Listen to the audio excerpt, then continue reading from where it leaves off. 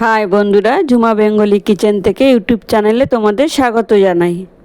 আজকের রেসিপি হলো সজনে ডাঁটা আলু টমেটো দিয়ে ঝোল। গরমে হালকা পাতলা রেসিপি। ডাঁটাগুলো কেটে ধুয়ে রেডি করে নিয়েছিলাম। সামান্য একটু সরষের তেল দিয়ে 2 থেকে 3 মিনিট ভেজে নামিয়ে নেব।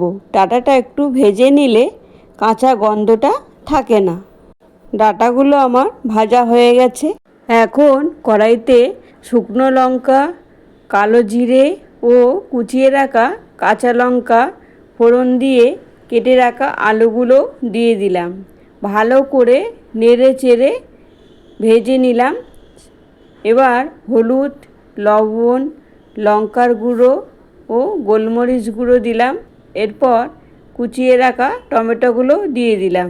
ভালো করে নেড়ে চেড়ে কষিয়েও নিলাম। দেখো টমেটোগুলো আমার সিদ্ধও হয়ে গেছে। এরপর জল দিয়ে ঝোলটা বানিয়ে নিলাম।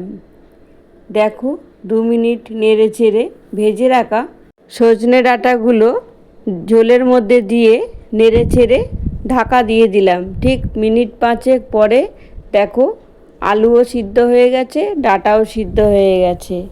এরপর সামান্য একটু চিনিও দিলাম, দিয়ে নামিয়েও নিলাম। এখন রেডি হয়ে গেল গরমে হালকা পাতলা নিরামিষ সজনে ডাঁটার ঝোল। খুবই শর্টকাট, কম সময়ের মধ্যে আমার এই সজনে ডাঁটা নিরামিষি ঝোল। অবশ্যই বানিয়ে খাবে। আর কেমন লাগলো একটা কমেন্ট করে জানিও। আজ এখানেই শেষ করলাম। ফিরে আসছি আবারও এক রেসিপি নিয়ে। এখন সুস্থ থেকো, ভালো থেকো, টাটা, বাই বাই।